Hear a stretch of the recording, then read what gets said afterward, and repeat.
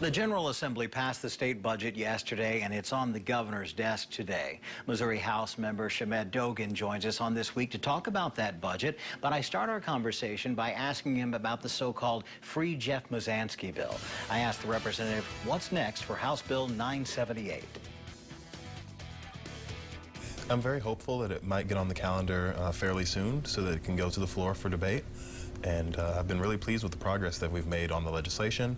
And we also have a letter that is going to be sent to the governor in the next few days that has been signed by 118 of my colleagues in the House of Representatives, just asking the governor to do the right thing and grant clemency to Mr. Mizanskey. And I think that the more that people hear about this issue, the more they get outraged, first of all, and the more they want to take action to do something to free this man, because I think we're wasting taxpayer dollars, and it's an injustice, as most people see it.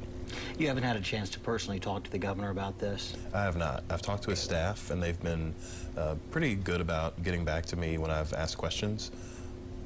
I can't imagine what would be the hesitation to granting clemency. But again, this is, again, talking to various people. When I did the story on Jeff Mizanskey, I was trying to find someone who would support his lifetime sentence, and I couldn't find a single person. Oh, yeah. Right.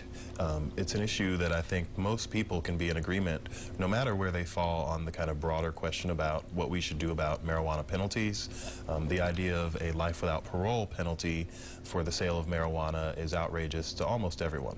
And that's why we've been able to get so many people from a very broad base of ideological places on the spectrum to sign this letter, again asking the governor to grant clemency. Right, and a lot of people get it confused and think a drug dealer, and once again, even if he had been a drug dealer of any substance, in some states now he'd be an entrepreneur. But this isn't about marijuana rights, it's about human rights. You've said that before. That's right.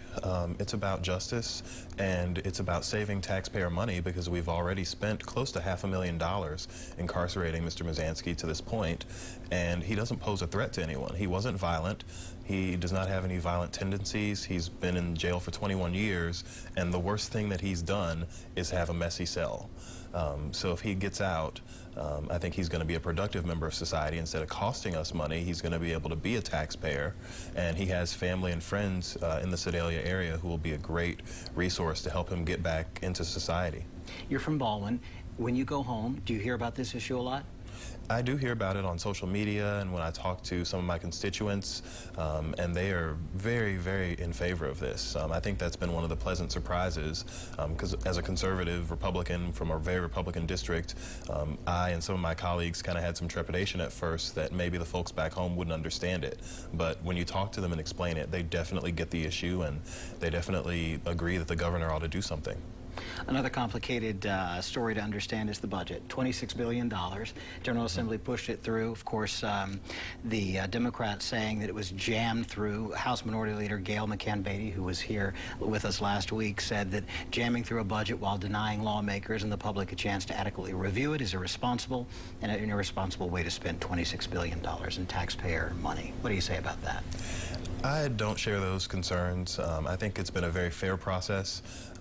We've kind of known what was going to be in the broad frameworks of the budget for a long time, and of course whenever you have a budget there's going to be details that get hammered out in the last minute, but everyone had an opportunity to contribute to that debate, and I believe that the Democrats are just angry about their numbers in the House, the fact that they're very outvoted often. I can understand that would get frustrating, but I think it's been a fair process. Is there a regret in this budget that you wish would have passed?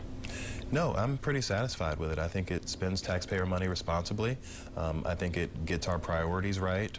There's increased funding for education, both elementary and secondary education as well as higher education.